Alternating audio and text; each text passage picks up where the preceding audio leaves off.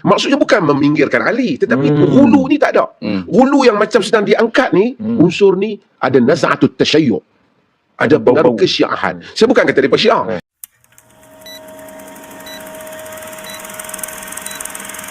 Datuk macam Datuk melihat fenomena ni sebenarnya tu? Bismillahirrahmanirrahim. Kita ada hadapi masalah kepada orang-orang Islam awam ni. Kerana mereka ni apabila mempelajari Islam, mereka tak mempelajari al-kulliyat al-ammah, al-qawaid al-ammah Islam, kaedah-kaedah umum Islam. Allah ni Tuhan Maha Adil. Dia yang menciptakan kita dan dia memberikan keadilan pada hamba-hambanya. Kita tak pilih nasab. Kalau boleh pilih nasab, semua kita nak jadi keturunan Nabi. Kita tak pilih. Dua kawalan. Jadi manusia yang menjadi nasab dan Nabi ni dan mana-mana ialah itu adalah kurniaan Allah Subhanahu Wa Taala pada dia.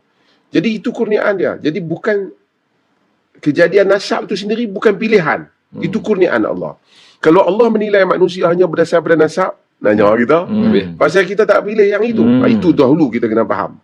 Dan apabila kita faham itu, kita kena faham juga bahawa manusia yang mulia di sisi Allah, macam Quran kata, inna akramakum indallah atqakum. Orang yang paling mulia di sisi Allah di kalangan kamu ialah orang yang paling bertakwa. Itu kaedah yang Allah Subhanahu Wa Taala tak supaya kita tak fras. Kalau tidak, aku nanya kalau hang untung jadi keluarga Nabi, aku dah Tuhan tak pilih.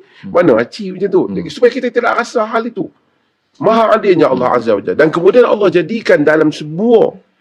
Tadi Dr. Ruzami baca hadis yang Nabi kata man batta'a bihi amaluhu lam yusra' bihi nasabuhu. Dalam sebahagian riwayat man abta'a bihi, kan. Siapa yang nasab dia amalan dia slow, amalan dia tak memberansangkan, nasabnya tak boleh mengangkat dia. Bahkan sejarah Islam, sejarah manusia Allah buktikan lebih dahsyat daripada tu. Nabi Nuh alaihi salam. Anak dia.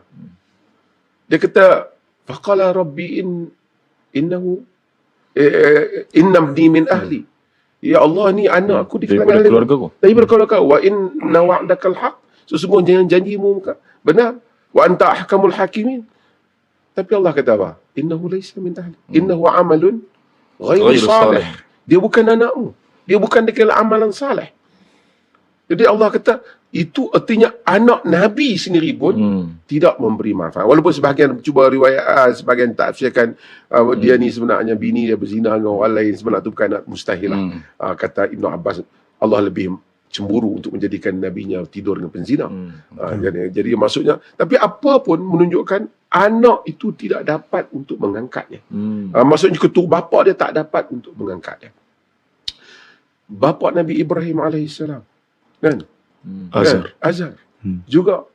Walaupun cuba untuk dikatakan bukan bapak dia. Cuba dikatakan bapak saudara dia. Cuba dikiaskan kan Abu Talib dan seumpamanya kan. Tapi bahkan dia cuba beristighfar untuk bapak saudara tapi tak diterima. Kan? Wa idh qala Ibrahimu li abihi Azar. Ketika Ibrahim kata pada bapanya Azar. Ini semua contoh dan kita akan pergi nanti contoh-contoh yang lain. Ada isteri Nabi. Isteri Nuh, isteri Lut. Kalau kita ikut kaedah, kalau kita faham hal ini, nasab semata-mata tidak mengangkat manusia. Tapi yang mengangkat apa? Apabila amalan soleh dicampur dengan nasab yang baik. Itu. Dia simple saja untuk kita faham alil baik ni. Macam ni. Kalau kita suka pada kawan kita, sayang pada kawan kita, kita sayang sungguh pada dia. Lepas tu dia mati. Kita jumpa anak dia. Dia berkenal saya ni anak kawan baik ustaz. Oh, ya ke? Kita sayang semua kawan. Mustahil kata, bapa hang aku suka tapi hang aku meluat. Dia mustahil lah. Tak masuk lah. Tak masuk akal lah. Artinya kita tak suka betul. Sangat-sangat. Tak begitu suka pada bapa dia lah. Tapi bila kita betul-betul sayang kepada Nabi, tentulah zuriat Nabi kita sayang. Itu logik dia. Mustahil. Kerana manusia macam tu lah. Bila kita sayang kat ayah dia, tengok anak dia mai, jumpa, kita sayang kat anak dia.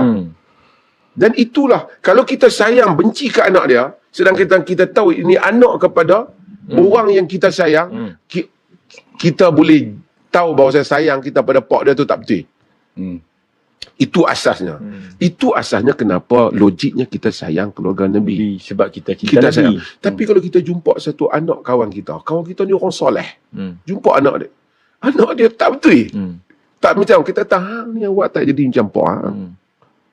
Kan kau kenapa tak jadi macam bapakmu? Kan bapakmu sekian mengajar begini-begini. Kemudian setelah kita tahu kemanusiaan yang Allah cipta dalam diri kita, baru kita datang pada dalil. Dan dalil juga menunjukkan Nabi suruh kita cinta keluarganya. Azkurukumullah fi ahli baiti. Aku ingatkan kamu dengan nama Allah tentang kaum keluarga aku kan. Kemudian ada ayat innama yuridullah liyuthiba ankum rijsa ahlil bait yutahhirukum tathira. Cuma kita nak bahas pula siapa dia ahlul bait ni. Ini pun mungkin lagi kita kena bincang siapa ahlul bait ni. Kan? Sekarang ni ahlul bait ni ahlul bait yang cuba diangkat, kita tak ada masalah mengangkat anak keluarga Ali, anak-anak Fatimah dan Ali, memang itu pun ahlul bait. Tetapi mengangkat dalam istilah umum ni panggil ashabul kisah ataupun orang-orang yang yang mana Nabi letakkan selendang tu di atas mereka ni yang terdiri daripada ahli kisah ni, iaitu Fatimah, Ali, Hasan dan Husain. Syiah dia tarkiskan, dia fokuskan pada mereka ni saja. Tapi Syiah kita pun nampak kadang-kadang macam nak jadi macam tu. Sedangkan Ahlul Bait ni dia rangkumi banyak. Dia merangkumi isteri-isteri Nabi. Ahlul Bait. Dia merangkumi Ali tentu dah. Kemudian bila ditanya bila Imran bin Husain tanya Zaid bin Arqam, dia sebut Alu Ali, lagi Alu Aqil, Alu Ja'far, Alu Abbas, kan? Kemudian Banu Hashim, mereka yang hurimu as-sadaqata alaihim. Mereka yang diharamkan sedekah. Mereka Ahlul Bait. Dan kita tengok praktik Nabi masa hayat Nabi. Ali, keturunan Ali ni dahlah keturunan Bani Hashim, menantu Nabi, kahwin anak Nabi sayang, daripada anak dia tu yang diangkat. Tapi Nabi, bila Nabi nak wafat, Nabi tak suruh Ali dia khalifah. Nabi suruh muru Abu Bakr fal yusalli bin nas. Suruh Abu Bakar dia sembahyang. Dan Ali dia tak melebihkan. Bukan maksud kita tak muliakan Ali. Semasa zaman apabila Ali tak ada, apabila Abu Bakar tak ada, para sahabat tak pergi pada Ali dulu. Mereka pergi pada Umar sendiri, kalau dia masa dia ditikam, dia teringat siapa? Abu Ubaidah.